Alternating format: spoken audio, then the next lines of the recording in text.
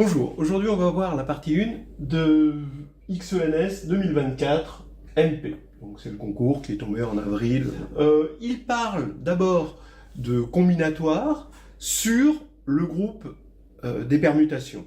Donc combinatoire sur les groupes, ça m'a plu parce que forcément ça m'a interpellé. Peut-être les gens savent que sur cette chaîne, c'est un thème qui revient assez souvent parce que combinatoire et groupe, c'est vraiment un joli mélange. Bien. Maintenant, évidemment, le concepteur du problème a une injonction de respecter le programme et il mélange en plus algèbre linéaire, ce qui n'est pas pour me déplaire aussi, hein, vous en doutez. Et c'est pour ça que le problème commençait par le calcul d'un déterminant et l'interprétation de ce calcul. Et c'est vraiment, cette première question nous met dans le vif du sujet et je la trouve intéressante, originale. Je connaissais pas cette méthode pour montrer ce qui va suivre. Alors allons-y, on a cette matrice avec X, on va dire que c'est une indéterminée, et ça c'est sur la diagonale, et que des 1 ailleurs. Voilà. Bon, il faut calculer le déterminant. On peut le calculer de bien des manières. Moi, j'ai envie évidemment de le faire avec la réduction. C'est-à-dire, je vais poser x égale 1 moins y, donc changement de variable, donc y égale 1 moins x aussi, hein, bien sûr. Donc j'ai que des 1 moins y et 1 ici.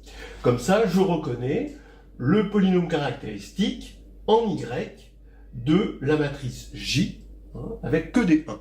Alors quand je dis le polynôme caractéristique, il y a l'ancien et le nouveau. Maintenant, le polynôme caractéristique, c'est unitaire. Donc c'est le polynôme caractéristique, finalement, c'est moins 1 puissance n, où n c'est la taille de la matrice, fois le polynôme caractéristique, celui qui est unitaire, celui qui me semble le plus pertinent. Donc maintenant, le calcul du polynôme caractéristique demande de comprendre cette matrice J, et son rang est évidemment 1, ce qui fait que 0 va être valeur propre, et valeur propre de multiplicité géométrique n-1. Alors de multiplicité géométrique, ça veut dire la dimension de l'espace propre pour la valeur propre 0. n-1. Donc ça veut dire qu'il reste encore une valeur propre à calculer, qui pourrait être 0, mais elle se calcule avec la trace. Quand on va regarder la trace de J, ça fait n, évidemment. Donc ça fait la somme, déjà on sait qu'on a au moins n-1, 0 ici, plus la valeur propre restante, ça veut dire que la dernière valeur propre, c'est égal à n. Voilà. Donc entre autres, J est diagonalisable, si vous connaissez le théorème, que diagonalisable, ça veut dire que chaque valeur propre apparaît avec une multiplicité géométrique égale à la multiplicité algébrique. Bien.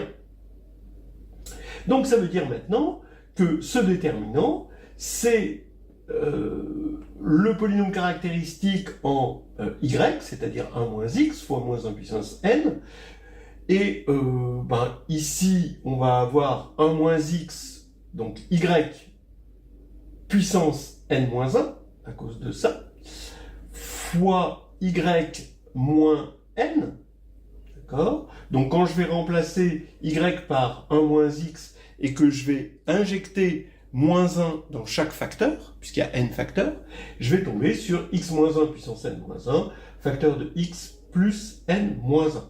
Voilà le calcul du déterminant. Je vous le dis, hein, qu'on pouvait faire vraiment par d'autres méthodes, mais celle-là, évidemment, c'est celle qui me plaît le plus.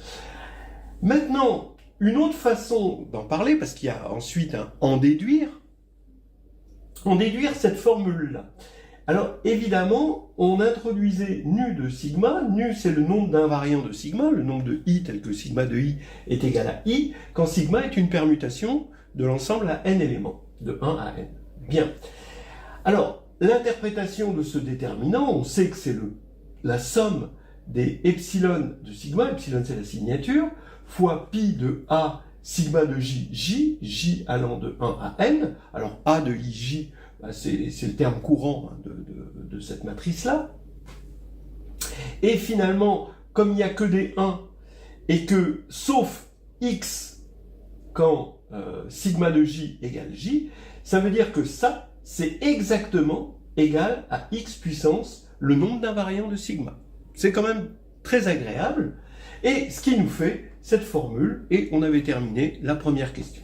Bien. Alors ça, c'est intéressant. Ça fait penser aux séries génératrices, c'est-à-dire qu'on veut comprendre le nombre d'invariants d'une permutation. On veut savoir, par exemple, combien il y a de permutations qui ont k invariants, quand k est compris entre 0 et n, on y viendra tout à l'heure, et on s'intéresse généralement au polynôme somme de sigma appartenant à Sn de x puissance nu sigma, c'est-à-dire que j'enlève ceci. Bien, alors ce polynôme, on l'a pas directement, mais on a ce polynôme avec epsilon de sigma. Et bon, la deuxième question, c'est un peu la fête, quoi. Qu'est-ce qu'on peut faire avec tant de bonheur? Bien, on peut montrer que la somme des epsilon de sigma pour sigma appartenant à Sn est égale à 0. Ouais.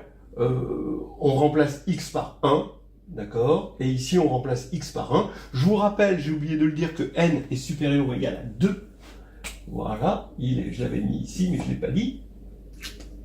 Donc ici, ça va nous faire 0, ici, quand je remplace x par 1, donc ça.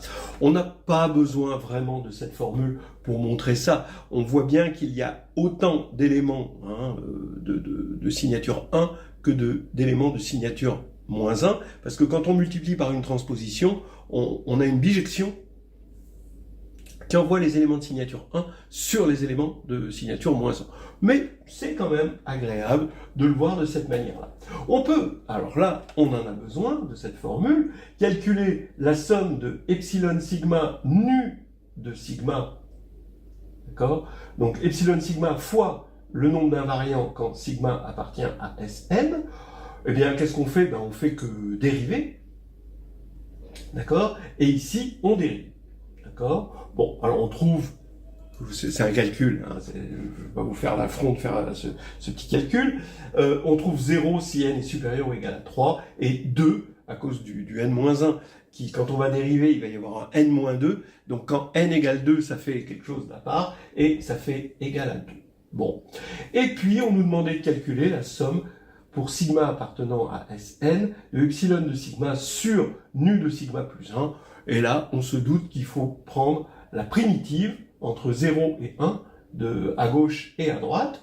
Alors, pour à gauche, bah, c'est facile, on tombe exactement là-dessus, et pour à droite, bah, il vaut mieux faire le changement de variable, y égale x-1, par exemple, z égale x-1, si vous voulez. Ce sera plus simple, hein, et on fait le changement de variable, on développe, et on obtient moins 1 puissance n plus 1, n sur n plus 1.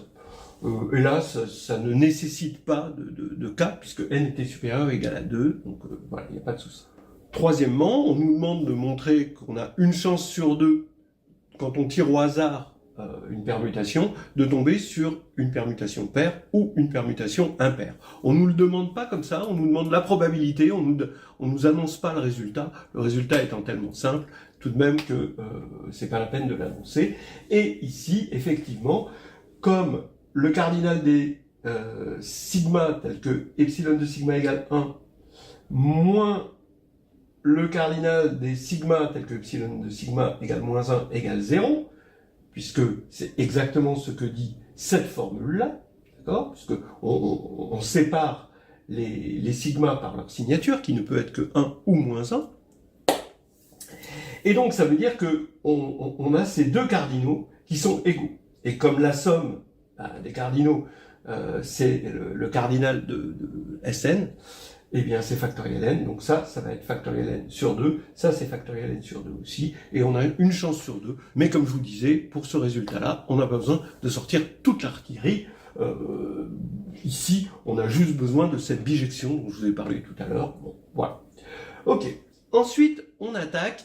On va garder cette histoire qui est très très jolie, cette égalité là, et on va en tirer d'autres choses sur ce qu'on appelle les dérangements. Voilà, dont on a souvent parlé sur cette chaîne. Tout ça, c'est vraiment une thématique qui est récurrente ici. Hein. Donc, je laisse là la formule principale qui va servir assez souvent, hein, et j'attaque la question 4 avec dn. Ah oui, c'est l'ensemble des permutations tel que nu de sigma égale 0, il faut comprendre l'ensemble des permutations sans invariant, donc ce qu'on appelle les dérangements. Par exemple, si vous prenez n égale 4, le cardinal de dn, qu'on va appeler dn comme ceci tout à l'heure, eh bien, il va y avoir 3 doubles transpositions, 1, 2, 3, 4, 1, 3, 2, 4, 1, 4, 2, 3, voilà les 3, et puis 4 cycles, 1, 2, 3, 4. Après, vous allez avoir, une fois que vous avez fixé le 1 au début, vous regardez toutes les permutations possibles, vous avez 6 permutations.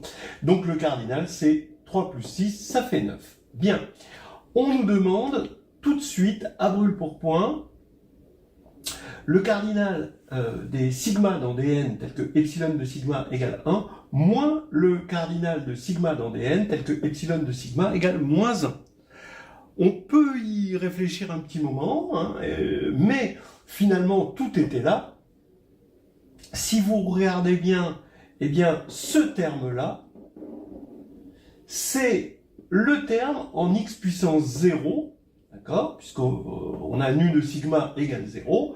Donc quand on va regarder le terme en x puissance 0, donc le terme constant finalement, de ce polynôme de gauche, ça va être la somme, effectivement, des epsilon de sigma égale 1 avec nu de sigma égale 0 et epsilon moins epsilon de sigma égale moins 1 avec nu de sigma égale 0. Vous avez exactement ça quand vous regardez le terme constant. Mais le terme constant à gauche, il n'est pas évident. En revanche, à droite, il est évident. Il suffit de poser et d'évaluer en 0, et on a moins 1 puissance n-1, facteur de n-1. Donc on a cette égalité, elle tombe directement, d'accord? Encore une fois, c'est sympathique de le faire tomber de quelque chose qui provient de l'algèbre linéaire. Maintenant, on n'a pas le cardinal de dn. Ce qu'on a, c'est une différence entre deux cardinaux. Et si on a le cardinal de dn, que j'appelle aussi dn, mais écrit comme ça, eh bien, j'aurai chacun des cardinaux, puisque j'ai la différence, et que j'aurai la somme, j'aurai chacun des cardinaux. Bien. Alors, il faut calculer dn. Là, encore une fois, le problème va utiliser l'algèbre linéaire, ce qui est une bonne chose, parce que sinon, bon, a priori, la preuve qu'on connaît, c'est la formule du crible, d'accord, c'est une application que vous pouvez trouver dans le carnet de voyage en algébrique, mais là, ici, on décide de le faire autrement qu'avec la formule du crible. Bien. Alors, on va faire 5 et 6 en même temps. 5 et 6, c'est vraiment dans la foulée. D'abord, en fait, plutôt d'abord 6 et ensuite 5. En fait, on va partitionner l'ensemble Sn en fonction du nombre d'invariants. Voilà. Donc, il y a le nombre d'invariants égale 0, c'est dn.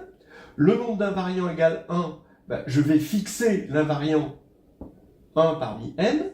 Et ensuite, le reste, il ne faudra pas qu'il y ait d'invariants. Donc il y aura n-1 éléments sans invariant, ça veut dire dn-1. Ensuite, on continue, k invariant, ça veut dire que je vais fixer mes k invariants, il faut que j'en choisisse k parmi n, mais maintenant, il va falloir permuter n-k éléments qui restent sans faire d'invariant. Donc c'est dn-k, etc. jusqu'à ce qu'on va appeler des zéros. Bon, des zéros, c'est toujours pareil, avec 0, il faut une convention, on va dire des 0 égale 1. Et oui, effectivement, quand on va prendre nu de sigma égale n, ça veut dire qu'il y a n invariants, ça veut dire que c'est l'identité. Donc c'est bien n fois des 0 si on a admis, si on a convenu que des 0, c'était égal à 1. Eh bien, ici, ça va nous faire une formule, puisque j'ai partitionné, c'est que la somme, c'est le cardinal de Sn, c'est-à-dire factoriel n. Voilà. Alors maintenant, je vais écrire n plus 1 égalité pour i allant de 0 à n. Ici, on va avoir des 0, oui, c'est 1. Des 0 pour d1 plus d1, ça fait factoriel 1. Et puis, on va avoir toutes ces égalités-là pour tout i, ici. On peut dire pour tout j, ici, je ne sais pas, ça dépend comment on veut l'appeler. Et ce qui va faire que si j'appelle, on a un système linéaire, si j'appelle M la matrice, donc ici ça va être la matrice I, d'accord, ça va être les lignes ici, donc J parmi I, c'est le coefficient binomial, I et J allant de 0 à N, c'est une matrice triangulaire inférieure avec des 1 sur la diagonale, Si j'appelle D la matrice colonne des I, F la matrice colonne aussi des factoriels J, eh bien, qu'est-ce que je vais avoir? Je vais avoir MD égale F. Voilà. Et si M est inversible, ce qu'on va prouver, eh bien, j'aurai D égale M-1 fois F. Et si je prends la dernière ligne de cette égalité, donc ça c'est une égalité entre deux vecteurs colonnes, et si j'en prends la dernière ligne, j'aurai bien dn. Donc je vais calculer m-1. Donc ça c'était la question 5.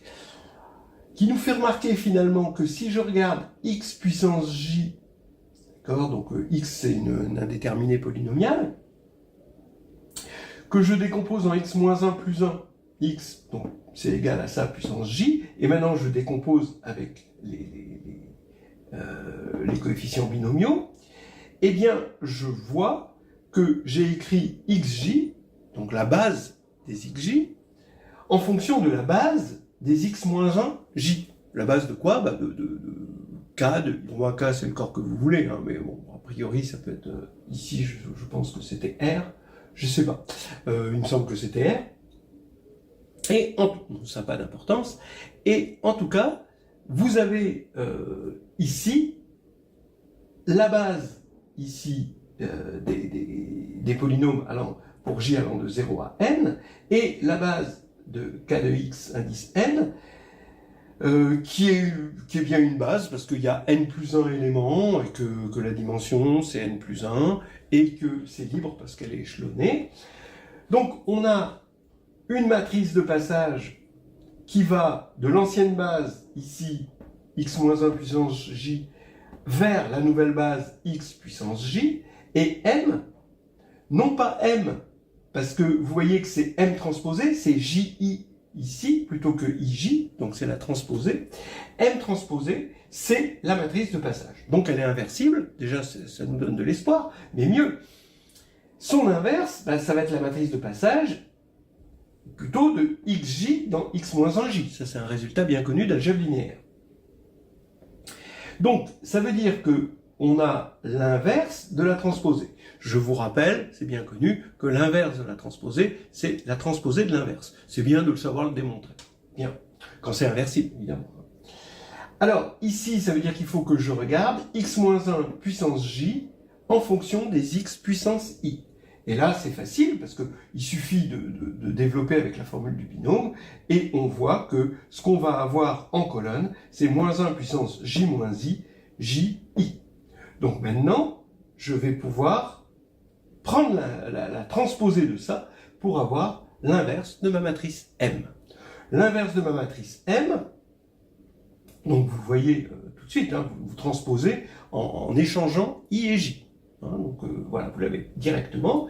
Et maintenant, c'est ce qu'on disait tout à l'heure, on va regarder la dernière ligne de cette égalité, et ça va nous donner à gauche des n, et à droite, somme pour j allant de 0 à n, de -1 puissance n moins j, ça, donc ça c'est ça, puisque j là c'est n, on va faire la somme des, ici, factoriel n, sur factoriel n moins j, factoriel j, fois factoriel j, à cause de f, ici, voilà. Bon, je vous laisse regarder les détails des calculs, mais c'est vraiment très simple. Ce qui fait qu'on peut éliminer factoriel j, et maintenant, en posant k égale n moins j, on retrouve exactement la formule qui était demandée, et qui est là.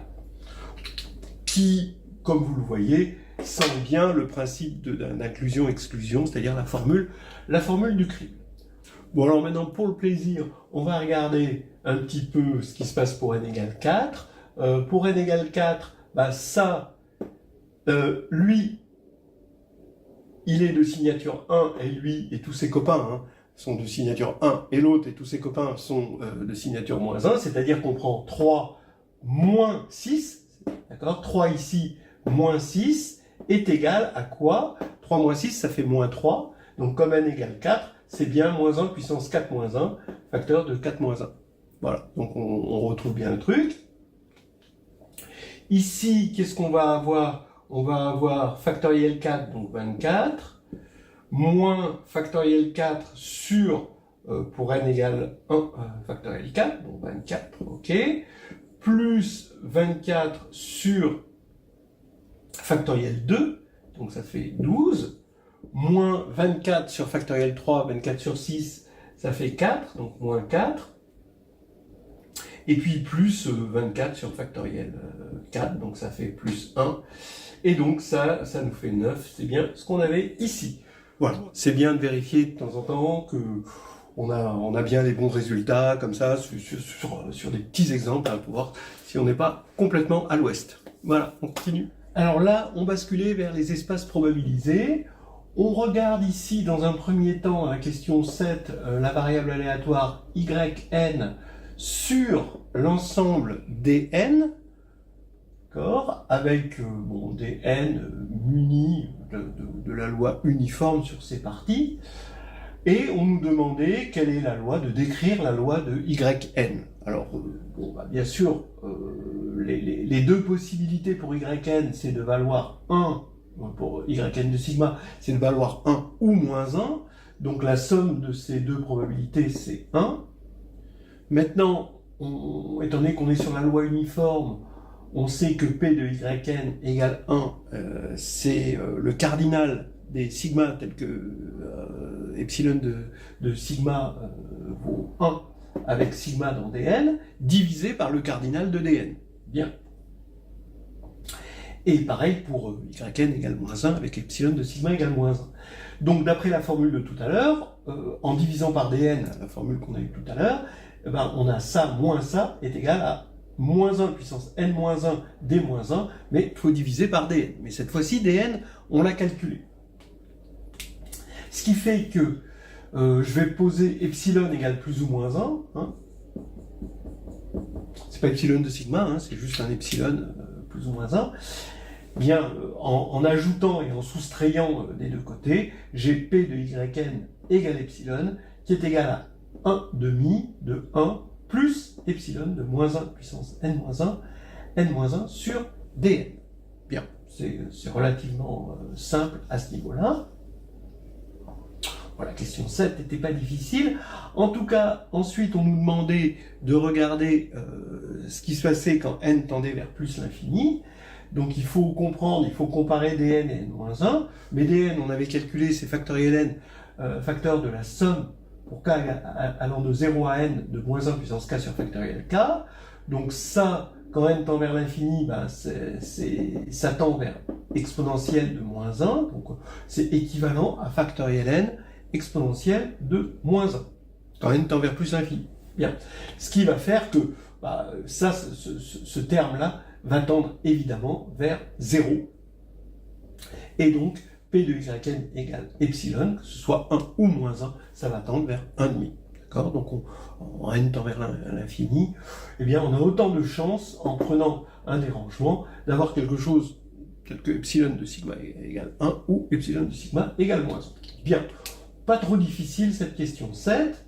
Maintenant, la question 8. Là, on est sur un autre espace probabilisé, donc c'est Sn muni de ces parties, avec toujours la loi uniforme, évidemment, mais cette fois-ci, Zn de sigma, c'est le nombre d'invariants de sigma. Alors, on l'a vu tout à l'heure, dans les questions 5 et 6, la probabilité pour que Zn égale K, c'est le nombre d'éléments tels que Zn égale K, divisé par factoriel n, puisque c'est le cardinal de Sn. Donc c'est 1 sur factoriel n, K parmi n, d n-K, on l'a vu tout à l'heure. Bien. Donc maintenant, on développe, puisqu'on connaît dn-K, on l'a calculé tout à l'heure aussi.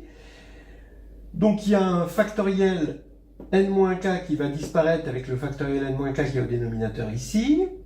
On a une somme pour i égale 0 à n-K de moins 1 puissance i sur factoriel i, bien sûr, à cause de cette formule-là pour n-K. Et puis factoriel n qui disparaît avec factoriel n ici. Donc il nous reste 1 sur factoriel k, somme pour i égale 0 à n-k de moins 1 puissance i sur factoriel i. Qui tend, quand n tend vers plus l'infini, évidemment vers 1 sur factoriel k exponentielle de moins 1. Bon, voilà, sympathique. On nous demande ensuite L'espérance de Zn. Alors là, je suis un petit peu embêté vis-à-vis de cette question, c'est-à-dire que je vais être obligé de la faire dans l'esprit du problème, c'est-à-dire en suivant le 8, alors qu'il est beaucoup plus facile de le faire a priori, sans information antérieure. Bon, je vais vous donner quand même les deux méthodes. J'ai l'impression que le problème, ce qu'il demande, c'est qu'on parte de là, sinon il aurait demandé l'espérance avant la probabilité. Okay. Donc c'est la somme pour k égale 0 à n de k, p de Zn égale k. Ok. Donc quand on multiplie par k, k fois 1 sur factoriel k, il va rester 1 sur factoriel k moins 1. On va avoir donc cette somme pour k égale 0 à n, mais ici j'ai mis de 1 à n, parce que pour k égale 0, on a 0. Voilà. Je vais appeler ce truc-là à n. Ok. Je calcule pour n égale 2, et je trouve, donc, j'ai deux termes, ici. Pour le premier terme, pour k égale 1, ben, j'ai deux termes, c'est 1 et moins 1. Et pour k égale 2, j'ai un seul terme, c'est 1. Donc, A2 égale 1. Maintenant, si je regarde AN moins AN moins 1, quand je fais AN moins AN moins 1, ben, j'ai les mêmes termes, sauf que pour AN, je vais avoir un terme excédentaire. C'est le terme qui correspond ici à n-k, par rapport au terme qui correspond à n-1 moins k. Donc, ça veut dire que quand je fais AN moins AN moins 1, j'ai la somme pour k égale 1 à n, de moins 1 puissance, donc juste, j'ai plus de somme ici, tout a disparu, sauf le dernier terme. J'ai moins 1 puissance n moins k sur factoriel k moins 1, qui est ici, factoriel n moins k, qui est ici. Parce que i est égal à n moins k ici. Mais ça, on remarque que quand on développe 1 moins 1 puissance n moins 1, je vous rappelle que n est supérieur ou égal à 2, ça fait 0, et quand on divise le développement de ça par n-1 factoriel, ben c'est exactement ça. Donc, an moins an-1 vaut 0, ce qui veut dire que an est une suite constante qui vaut toujours 1. Voilà. Donc l'espérance de Zn, c'était an, hein, ça vaut 1. Bon. Une autre méthode possible, regardez, sans du tout se servir de ce qui précède, c'est que je regarde ma variable, je fixe un i de 1 à n, et je regarde ma variable aléatoire sur cet espace probabilisé. Donc ici, qui a sigma associe 1 si i est un invariant de sigma, et 0 sinon. Ce qui veut dire que, d'une part, Zn est égal à la somme, puisque c'est le nombre d'invariants, ben c'est la somme pour i égale 1 à n des xni, ça c'est évident. D'autre part, l'espérance de xni, on va avoir 1 à chaque fois que i sera invariant de sigma. Donc, quels sont les sigmas tels que i, fixé, hein, est invariant de sigma? Eh bien, ça veut dire qu'il faut permuter les n-1 autres. Donc, il y a factoriel n-1 élément ici, pour avoir 1, et on divise évidemment par le cardinal, hein, factoriel n. Et le reste c'est 0, donc c'est pas dans l'espérance ici, ça n'apparaît pas, voilà, c'est le terme nul ici, et donc on va avoir 1 sur n. Donc l'espérance des xni sont toutes égales, évidemment on s'en doutait, à 1 sur n. Bien. Et bien ça veut dire que l'espérance de Zn, qui est égale à la somme des espérances, parce que l'espérance c'est évidemment linéaire, c'est donc égal à la somme des 1 sur n, donc ça vaut 1. Donc on retrouve le 1 ici, hein, voilà. Alors il y a une autre façon de montrer que cette espérance vaut 1, hein, mais avec la théorie des groupes, avec la théorie des actions de groupe, on l'a déjà vu sur cette chaîne, c'est de dire que Sn agit de façon transitive sur les éléments de 1 à n, donc il y a une seule orbite, et l'espérance des invariants, dans ce cas-là, d'après la formule de Burnside, est égale à 1. C'est vraiment, c'est direct, c'est magique, ça découle tout de suite. Donc voilà déjà 3 méthodes, et celle-ci était loin d'être la plus simple, parce que même la formule de Burnside, ça se prouve facilement. Voilà, on va s'arrêter là, et puis après on attaquera la suite de la partie. Alors, on attaque la suite, hein, de l'épreuve, la question 9 de XENS 2024 MP. il est question, dans la question 9, de oméga de sigma, d'accord? Donc c'est une application oméga qui envoie une permutation de Sn vers le nombre de cycles. Alors un petit rappel peut-être, quand on a sigma une permutation, on a une décomposition de sigma, on produit de cycles à support disjoint. Et bon, dans les rappels, il y a quand même, il faut se rappeler qu'il y a unicité de la décomposition hein, en produit de cycles à support 2 à 2 disjoints. Bon, évidemment, c'est à permutation près cette unicité. Bien, alors par exemple, vous allez prendre S3, vous allez avoir 1, 2, 3, donc ça, ici, je vais écrire les cycles de longueur 1, d'habitude on ne les écrit pas, mais pour bien voir le nombre de cycles, parce que sinon, c'est pas la même fonction. Alors ici, on a 1, 2, 3, donc ici, ça c'est l'identité, ça veut dire que 1 va vers 1, 2 va vers 2, 3 va vers 3 dans S3. Bon. Et donc il y a 3 cycles. Donc ici, pour l'identité, oméga de l'identité, ça fait 3. Ensuite, là, on a une transposition, c'est la transposition 1, 2. Artificiellement, je rajoute le produit par 3 pour bien montrer qu'il y a 2 cycles quand on compte les cycles de longueur 1.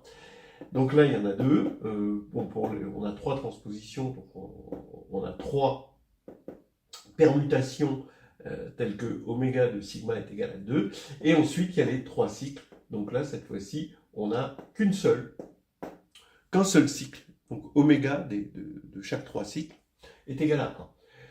Alors, on nous demandait de calculer finalement l'espérance de xn, la variable aléatoire sur l'espace probabilisé Sn, P de Sn pour la loi uniforme, telle que xn de sigma égale oméga sigma, ce qui revient hein, finalement à calculer la somme pour tous les sigma dans Sn de oméga de sigma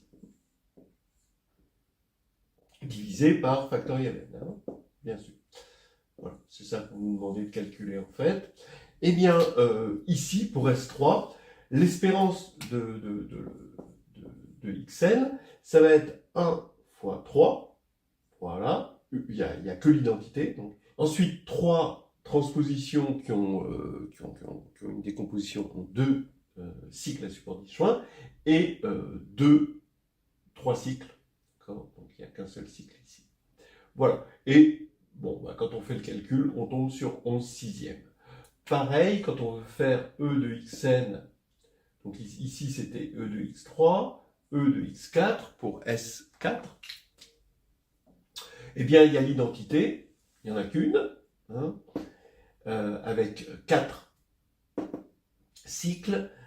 Les transpositions, bah, il y en a 6. Et il va y avoir la transposition et 2 invariants. D'accord? Donc ça fait 3 en tout. Donc 6 fois 3. Ici, j'ai mis les 3 cycles. Donc là, les 3 cycles, ça veut dire qu'il y a 3 cycles et un invariant. Donc ça fait 2. Et il y a 8 3 cycles. Ici, j'ai mis les 4 cycles. Il y a 6 4 cycles. Et ici, j'ai mis les doubles transpositions. Il y en a 3. Et là, ça fait une décomposition en 2, puisqu'on a une double transposition. Je divise par 24, ça fait 25 sur 12 quand je calcule cette chose-là. Bien. La question 10 maintenant, où on veut comprendre une récurrence sur S de nk. Quand k est compris entre 1 et n, S de nk, c'est le nombre de permutations à k cycles. Donc en fait, c'est le nombre, le cardinal, de l'ensemble des sigma dans Sn, d'accord, je peux l'écrire comme ça, hein. C'est le cardinal de l'ensemble des sigma dans Sn, tel que oméga de sigma égale k. Bien. Alors donc, c'est important de rappeler l'unicité de la décomposition, et puis il est bon de connaître le nombre de cycles de longueur L. En fait, ici, pour cette question, c'est juste le nombre de cycles de longueur n, mais on va le faire pour L. Donc ça veut dire que je veux un cycle de longueur L. Un cycle de longueur L, ça veut dire que A1 va vers A2, A2 va vers A3, jusqu'à AL qui va vers A1. Comment je fais pour calculer le nombre de cycles? Eh bien, évidemment, je commence par regarder combien j'ai de choix possibles pour A1 ordonné jusqu'à AN. Alors j'en ai ce qu'on appelle des arrangements, hein, c'est-à-dire il y a n choix pour le premier, n-1 choix pour le second, et n-l plus 1 choix pour le lème. Ce qui me fait factoriel n sur factoriel n-l. Maintenant, attention, là j'ai une écriture du cycle, mais j'aurai le même cycle avec le même L cycle avec d'autres écritures. Si je commence par A1, j'ai celui-ci. Si je commence par A2, j'aurai le même cycle avec A2, A3, AL et A1. D'accord ? Donc, j'ai autant d'écritures de cycles que d'éléments dans le cycle, c'est-à-dire L. J'ai L écritures selon ce par quoi je veux commencer. Eh bien, maintenant, comme plusieurs écritures donnent le même cycle, il faut diviser par le nombre d'écritures possibles, c'est-à-dire L. Voilà. Donc ça, c'est le nombre de cycles de longueur L. Ce qui va faire que, bon alors, d'abord, on nous demandait SNN, eh bien c'est 1, c'est le nombre, finalement, de permutations qui vont avoir n cycles, mais les n cycles, ça va être forcément des cycles de longueur 1 à partir de ce moment-là, et donc ça va être 1, 2, 3, donc ça va être ça, ça va être l'identité, donc il n'y a qu'une seule identité, donc ça fait SNN égale 1. SN1, ça veut dire qu'il n'y a qu'un seul cycle. On est dans SN et on n'a qu'un seul cycle. Donc c'est forcément un cycle de longueur n. Donc maintenant, ça veut dire que on a L égale n. Donc ça veut dire qu'on a 1 sur n fois factoriel n sur factoriel 0. Ce qui nous donne, évidemment, factoriel n-1. Bien. Et ensuite, on nous demandait de démontrer cette formule de récurrence SNK égale Sn-1 k-1 plus n-1 Sn-1 k. Pour k compris entre 2 et n-1. Effectivement, si on rappelle que n est égal à 2, hein, pour 2, cette formule suffit pour connaître tous les S2, d'accord, de K, hein, puisqu'on aura S2, 1 et S2, 2, voilà, ça va être donné par ça. Et ensuite, à partir de cette donnée-là, eh bien, on va pouvoir obtenir tous les SNK grâce à cette récurrence. Donc, c'est vraiment une récurrence qui nous permet d'obtenir de façon déterministe tous les SNK. Bien. Alors maintenant, montrons cette récurrence-là. Oui. Alors, il proposait de faire 2 cas, sigma de 1 égale 1 et sigma de 1 différent de 1. Moi, je propose plutôt de faire 2 cas, sigma de n égale n ou sigma de n différent de n. Ça me paraît plus naturel quand même. Donc, on va compter les permutations à cas cycle quand sigma de n, dans le cas où sigma de n est égal à n. Ça veut dire que je suis en train de regarder, d'abord, je vais poser ma décomposition pour les n-1 premiers. Comme n va être tout seul, ici, va créer un cycle à lui tout seul, il va falloir k-1 cycle parmi n-1. Donc là, ça nous fait exactement S de n-1, k-1, ici. Ça, c'est le premier cas. Alors, évidemment, hein, on utilise toujours l'unicité de la décomposition. Elle est intrinsèque hein, dans cette histoire-là. Et maintenant, si sigma de n est différent de n, ça veut dire que n ne va pas former un cycle à lui tout seul, et va falloir l'intégrer dans un cycle précédent. Donc il faut se convaincre, ou convaincre le correcteur, disons, et c'est toujours le problème dans la combinatoire, que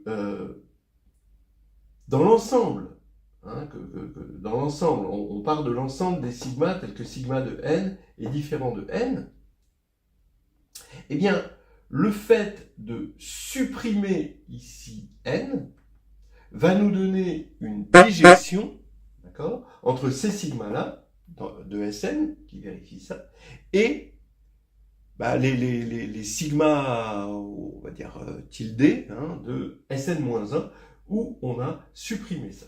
Bon, là, il y a quand même une petite difficulté de savoir quel est le niveau de rédaction demandé autour de cette question.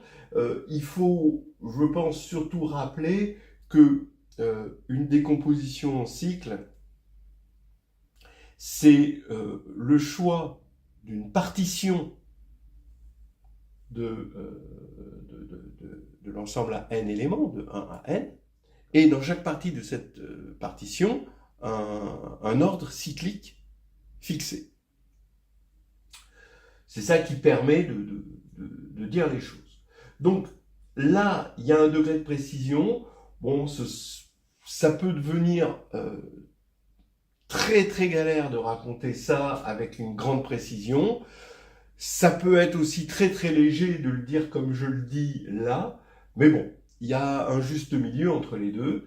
Et maintenant, le tout, c'est de comprendre où est-ce qu'on va placer le n. Là, je l'ai placé ici, mais combien j'ai de cases possibles?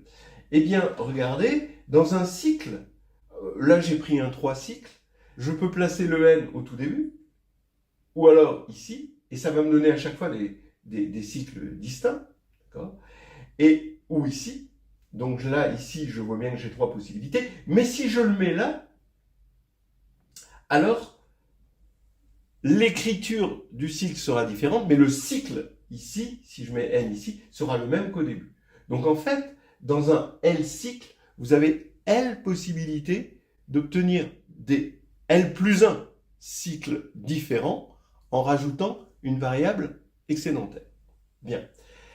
Ce qui va nous faire que, en tout, il va y avoir n-1, puisqu'on partait de n-1 éléments. Donc la somme des longueurs des cycles va être n-1. Et donc, il va falloir, on a n-1 choix à cause de ça. Et ça nous fait donc n-1 choix. Et ici, bien sûr, on était parti de permutation de Sn-1 avec une décomposition en k cycles. Bien sûr, puisqu'on n'a pas rajouté de cycle. On a rajouté un élément, mais on n'a pas rajouté de cycle. Bref, avec la combinatoire, je ne sais pas quel degré de précision il faut donner. Bien, alors maintenant, 11. Montrer que le produit des x plus i quand i parcourt de 0 à n-1 est égal à la somme quand k égale 1 à n de snk x puissance k, qui est d'ailleurs une série génératrice pour les snk, d'accord? C'est-à-dire pour les snk pour n fixé et pour snk indice k, en quelque sorte, cette suite-là. On a une série génératrice qui est égale d'ailleurs à la somme pour sigma dans Sn de x puissance oméga de sigma. Bon, alors, on va dire, vu que on avait une récurrence et que cette récurrence était déterministe, eh bien, on va vérifier cette récurrence et le point initial les points initiaux de la récurrence pour la suite S'nk, où S'nk, c'est le coefficient en xk de ce polynôme-là. Bien. Alors, d'abord, S'nn est égal à 1. Bah oui, S'nn, c'est le terme en xn, ici, c'est évidemment égal à 1. S'n1, eh bien, c'est le terme en x. Bon, ça veut dire que je divise par x ici, et j'évalue en 0. Mais oui, mais si je divise par x ici, et que j'évalue en 0, j'ai factoriel n-1. Donc c'est bon aussi. Bien. Maintenant, il faut encore montrer que S' de nk est égal à S' de n-1 k-1 plus n-1 S' de n-1 k-1. Bon. Ben oui, c'est facile, parce que quand on va regarder cette somme-là, c'est-à-dire ceci, eh bien, c'est égal à x plus n-1 facteur de la même somme, mais à un niveau n-1, que j'écris ici. Et maintenant, je développe, je cherche le terme en xk là-dedans, et j'ai bien, quand je vais chercher le terme en xk, je vais avoir n-1 S', ici, de n-1 k. Et ensuite, regardez, je vais avoir un terme en x puissance j plus 1, okay, qui va être S' n-1 j. Donc, quand je pose j plus 1 égale k, ça fait que j'ai ce terme S' n-1 k-1. Voilà. Donc, j'ai bien, par identification, S' de nk est égal à ça. Et ce qui va me faire, par le déterminisme de cette suite à double entrée, eh bien, ça va me faire cette égalité-là. Bon, on va attaquer les autres questions. Je m'exprimerai un petit peu plus longuement sur cette méthode ici. C'est pas le moment d'épiloguer là pour l'instant. On verra tout à l'heure. Et on attaque tout de suite la question 12. Voilà, là maintenant, globalement, pour la partie 1, ça va être juste du tout petit calcul, du menu fretin. Faut juste savoir comment s'y prendre dans le calcul, évidemment, hein, toujours pareil. On va poser Qn, parce que P, c'est déjà pris par les probabilités. Qn, le polynôme, le produit de i égale 0 à n-1 de x plus i. Donc j'ai que Qn de petit x, c'est la somme de k égale 1 à n des snk x puissance k, donc ça a été montré précédemment, et je veux l'espérance de xn. Alors l'espérance de xn, finalement, c'est 1 sur factoriel n fois la somme des oméga de sigma, finalement, puisqu'on a cette probabilité uniforme hein, sur les parties de Sn. Ici, j'ai 1 sur factoriel n, par regroupement de termes, fois la somme pour k allant de 1 à n de k Sn de k, bien sûr. Ce qui prouve que E de xn, eh bien, c'est exactement la dérivée de Qn, évaluée en 1, et bien sûr, divisée par factoriel n. Factoriel n qui est d'ailleurs, entre parenthèses, égal à Qn de 1.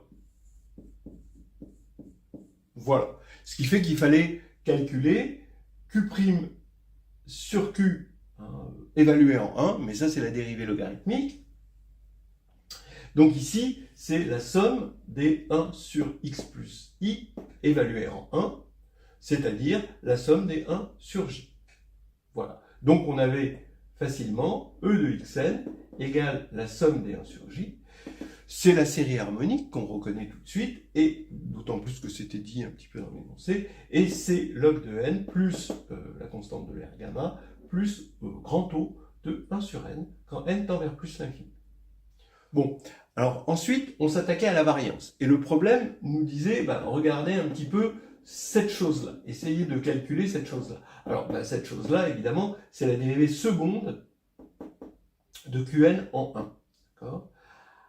Ce qui fait que la dérivée seconde, il faut encore, j'oublie l'évaluation en 1, je vais juste avant l'évaluation 1, et je dérive encore une fois cette égalité-là, ce qui va me faire Q seconde sur Q, donc j'oublie les indices n, que j'évalue en 1 évidemment, moins Q' sur Q, mais carré, quand je dérive ça. Voilà. Bon. Et c'est égal, quand on dérive 1 sur x plus i, c'est moins 1 sur x plus i carré, donc on va avoir moins, que je mets en facteur, et la somme des 1 sur x plus i carré, que j'évalue en 1. Voilà. Bon. Donc c'est pas difficile. Donc maintenant je vais isoler ce terme, je vais diviser par factoriel n, parce que je vais calculer des variances, donc des moyennes, sur Sn. Donc je divise par factoriel n, et j'ai ceci. Lui, je le passe de l'autre côté. Donc lui, on l'a calculé, hein, c'est lui, mais il est au carré cette fois-ci, moins, ici, quand j'évalue en 1, j'ai la somme des 1 sur i carré. Maintenant, il ne me reste plus qu'à isoler la somme des k carré SNK. Alors, il y avait plusieurs questions pour ça, mais je fais tout en un. Hein. Donc ici, j'ai la somme, 1 sur factoriel n, somme pour k allant de 1 à n de k carré SNK. Je passe k, la somme des k SNK, mais ça c'est l'espérance quand on a divisé par factoriel n de l'autre côté. Donc ici, j'ai l'espérance qui se retrouve à droite, et j'ai toujours ces termes-là. Bon, là, j'ai rien touché. Là, j'ai juste fait le produit, j'ai fait du développement entre là, et là, j'ai rien touché. Voilà. Ensuite, il fallait trouver un équivalent de ça quand n tend vers l'infini. Donc, je reprends exactement ça, c'est ça. Hein. Je reprends cette formule, mais maintenant, je regarde ça quand n tend vers l'infini. Alors, e de xn, ben, c'est déjà fait précédemment. Et là, ici, je vais reprendre e de xn au carré. Donc, je vais prendre le carré de ce truc-là. Donc, je vais avoir un équivalent ici, facilement. Et puis, je vais avoir lui, qui va... alors, je sais que quand n tend vers plus l'infini, ça tend vers pi 2 sur 6. Et globalement, bon, c'est juste un calcul, j'ai rien d'intéressant à vous dire. Et on trouve, bon, c'était annoncé, hein, 2 gamma plus 1 log de n, plus une constante c, plus log de n carré, plus un O de log de n sur n. Et il fallait juste trouver cette constante c. Moi, je trouve gamma plus gamma 2 moins pi 2 sur 6 à cause du... Bon, alors, il y a un gamma 2 qui vient d'ici, il y a un gamma qui vient d'ici, et le moins pi 2 sur 6 qui vient d'ici. Voilà. À partir de là, on nous demandait de montrer que cette formule-là, cette équivalence-là, donc maintenant on regarde les oméga de sigma moins log de n, donc on nous demandait finalement de regarder quelle est l'espérance de s'écarter pour la norme quadratique de log de n. Eh bien, on trouve, bon, on développe, quand on a la somme des oméga carrés, ben, j'utilise la formule que j'ai ici. Quand je regarde les doubles produits, j'utilise la formule que j'ai ici. Et la somme des logs de n, bon, j'ai une formule en log de n carré. Alors il va y avoir des éliminations, hein, c'est rigolote, hein, donc log de n carré va s'éliminer, parce qu'il va y en avoir un là, 1 par les carrés là, et avec le double produit, moins 2, donc ça va s'éliminer. Et il va rester plus que log de n, plus c, plus un grand O de log de n sur n. Voilà. Avec c qui était déterminé précédemment. Et ça va nous permettre d'obtenir une espèce de formule à la bien-aimée de Chebyshev, mais la dernière question de la partie 1, il y avait juste un piège. Bon, c'est comme ça. Et on nous demandait de calculer la probabilité pour que xn s'écarte de log de n d'un écart plus grand, bon je ne sais plus si de toute façon c'est pareil, hein, plus grand que epsilon de log de n. Et montrer que cette probabilité était majorée par une certaine constante c sur epsilon carré log de n. Bon, et on risquait de se planter si on se disait « Ah, je connais l'inégalité de bien-aimé de Chebyshev, ça doit... » Non, il y a un problème parce qu'ici, on a log de n, c'est pas tout à fait l'espérance ici. Hein, c'est l'espérance à quelque chose près. Donc là, on était mal si on espérait tirer cette inégalité de l'inégalité de bien-aimé de Chebyshev. Mais comme souvent dans les épreuves, faut redémontrer la chose avec les éléments du problème. Alors ici, les éléments du problème, c'était ça. Il fallait décomposer cette somme en une somme sur les sigmas, telle que ça, c'est vérifié, et une somme qui va être négligée dans l'inégalité, où cette inégalité n'est pas vérifiée. Hein, pour les sigmas, où cette inégalité n'est pas vérifiée. Et là, ça devenait vraiment très très simple. Parce que quand l'inégalité est vérifiée, eh ben on a un majorant, évidemment, qui est évident, et on va obtenir, après, bon, bah, on trouve cette constante C par des considérations asymptotiques. Voilà, c'est pas difficile, cette partie-là était juste calculatoire, pas trop difficile. Voilà, maintenant j'ai envie de vous dire un petit peu ce que je pense, je vais un petit peu épiloguer sur ce grand 1. Alors rapidement, je vais essayer de dire ce que je pense de cette partie 1.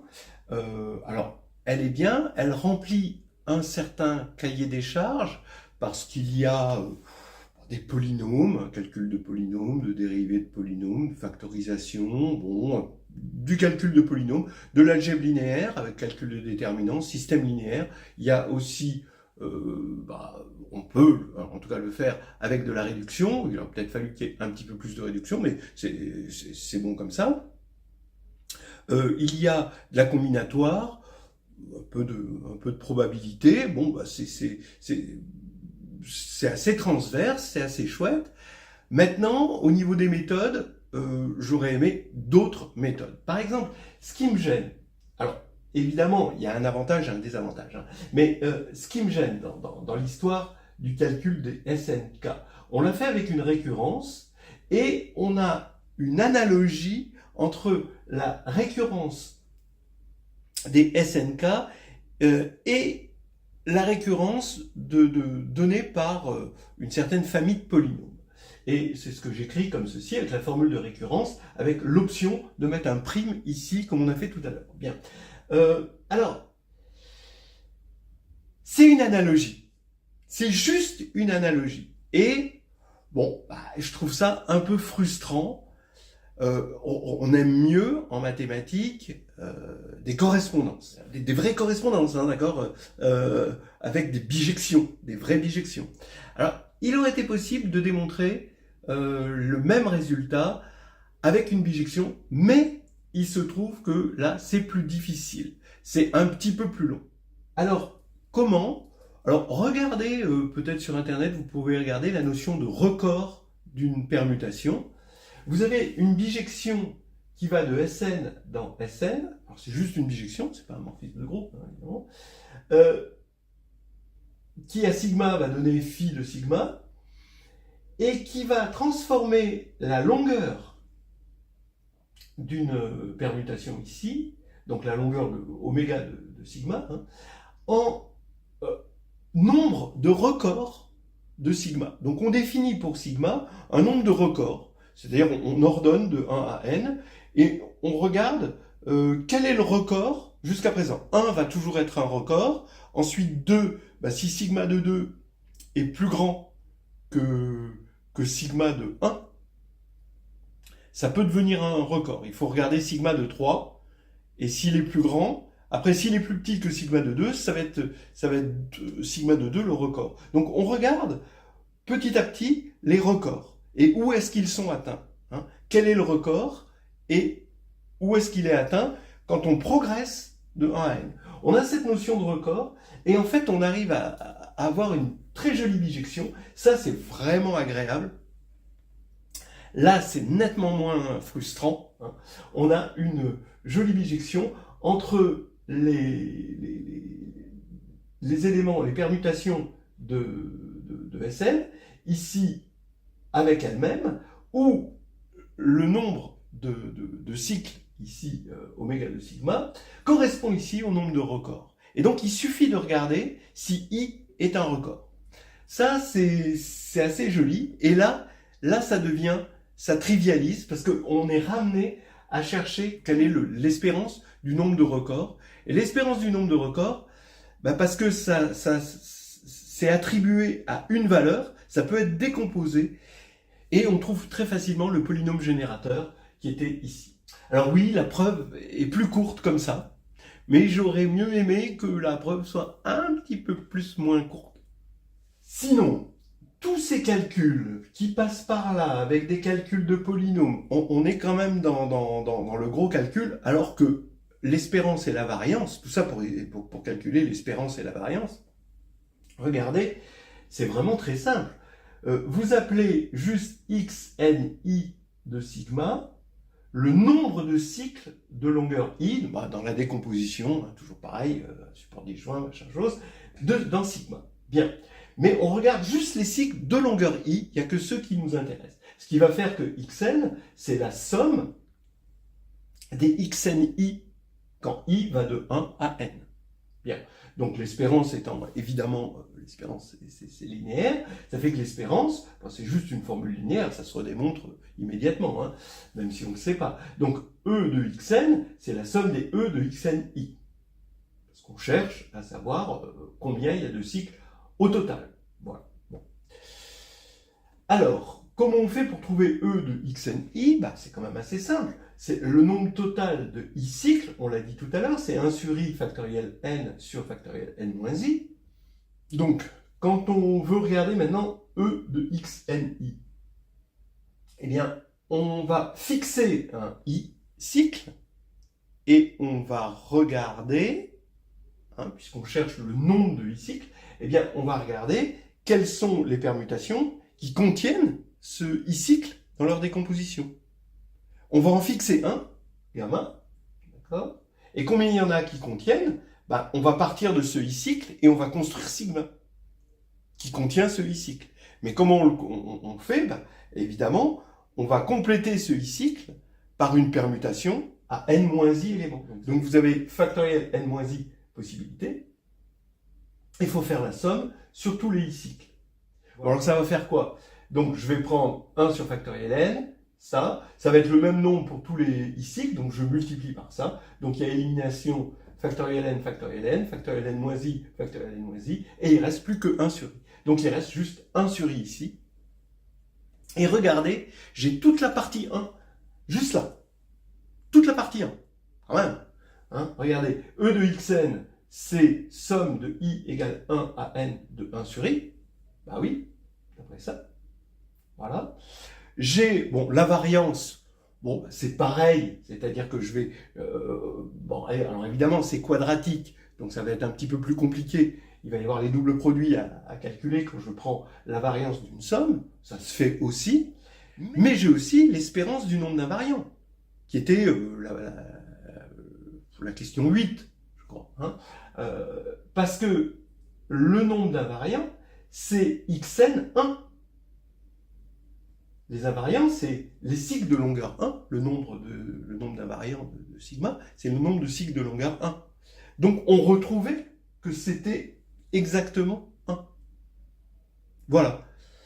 En plus, j'affirme qu'on a beaucoup plus avec ceci. Parce que tout à l'heure, dans la question, je ne sais plus, on a E de xn égale ça, peut-être la question 9, on a E de xn égale ça, mais moi ce que j'obtiens c'est beaucoup plus précis. C'est l'espérance de xni. Quelle est l'espérance du nombre de cycles de longueur i? C'est 1 sur i. C'est plus précis. Donc là, effectivement, sur ce point-là, sur le point essentiel, c'est-à-dire je pense que ce problème est un bon évaluateur, mais c'est vrai, personnellement, j'aimerais des preuves plus profondes, parfois plus rapides quand on n'y perd pas en profondeur, et quand on a de la profondeur possible, ça peut être plus long, et ça me déplaît pas que ce soit plus long, quand c'est pour aller chercher plus de profondeur. Cette analogie, je la trouve un peu frustrante. Voilà, vous l'avez compris, j'ai un gros cahier des charges, je suis old school, et on va s'arrêter là, je vais aller barrir comme un diplodocus.